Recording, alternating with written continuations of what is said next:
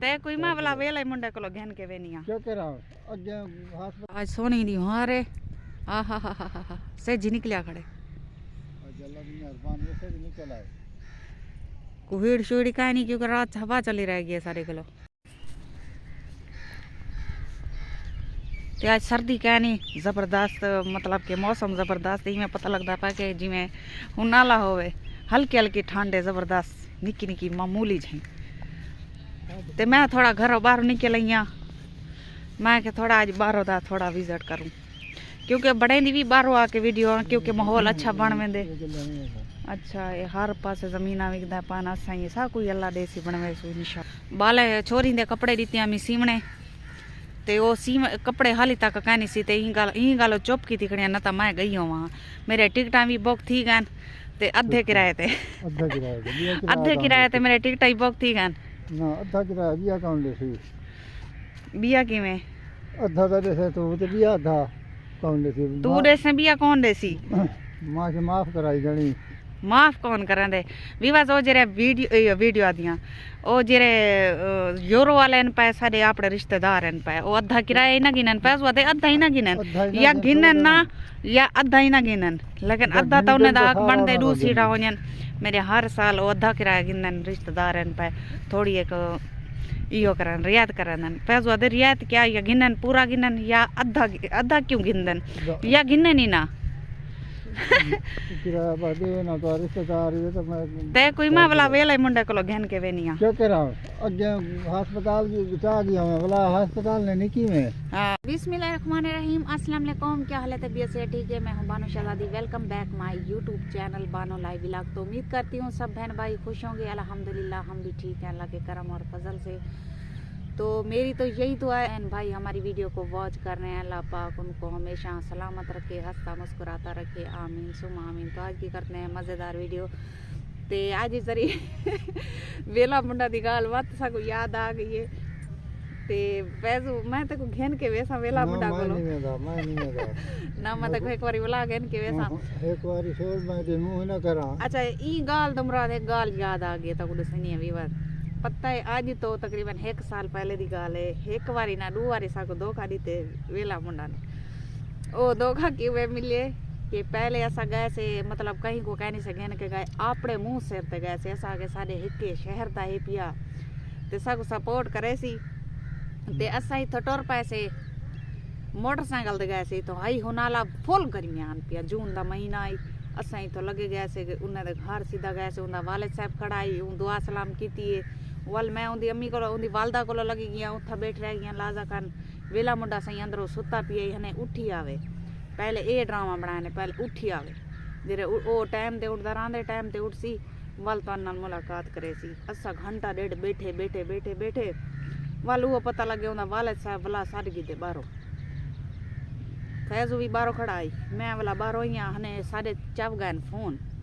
mobile चवगन त्राए सारे mobile चवगन iPhone 3 ते ओ iPhone दे सदमे च असां हाली वधे हैं ते हाली तो को असां सपोर्ट नहीं कर सकते जेरे वेले वला कहीं वेले वाला वाए तक सपोर्ट करे सु ते असां जरा ना जीवे गए से वल उई मतलब के ब्यास थी के वल मोटरसाइकिल ते बैठे हैं वापसी थींदे रस्ते जेरे वेले अध रस्ते ते असां आए से ते अचानक पता नहीं फैजू को इंजा झटका लगे मैं तो उथे ही मुक्की गई हाँ जेरा लाई को झटका उथे ही लगे मोटरसाइकिल चलते हुए थे ये बिल्कुल इवें पासे ते वलिया गए जेरा लाई पासे ते गए बस मोटरसाइकिल यकदम असा ये रोक दी थे वाली को तले लाए से सारे को झलींदा नहीं ये जवान नहीं मैं औरता में मैं को झलना नहीं सकती बस इंदे उथे असा हाथ पे सीधे किधरे पता नहीं को अटैक था अल्लाह जाने को कोई पता नहीं सदमा लगे अल्लाह जाने क्या था कोई पता कह नहीं असा तकरीबन उठा लाजा खान बैठ रहा गया से इंदे हाथ पैर सीधे किती बैठ रहे इंदे जिस्म में जान कह नहीं वल जरा ना असा डॉक्टर को सजे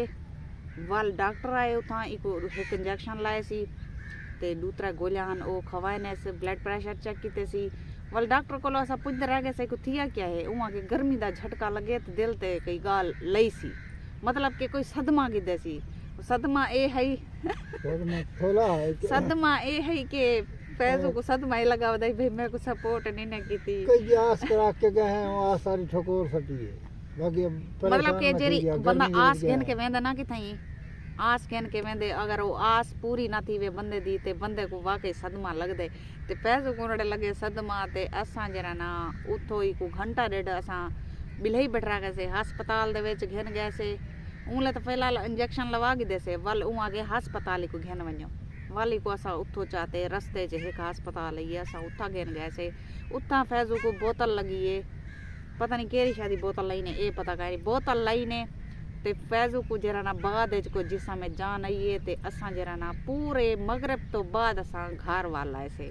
ए हाल ही वे हवाली वे ए हन वेले मुंडे दा सट्टा अल्लाह भला करे अल्लाह ए हन वेले मुंडे दा सट्टा अल्लाह को खुश रखे अल्लाह को धरे देवे असां सारे दिल च दुआ ही निकल सी असां बाद दुआ नहीं से दे सकदे कहीं को अल्लाह को सलामत रखे बाकी एक गाल मेरी जहन च रखाए एक बार को सपोर्ट जरूर कीती करो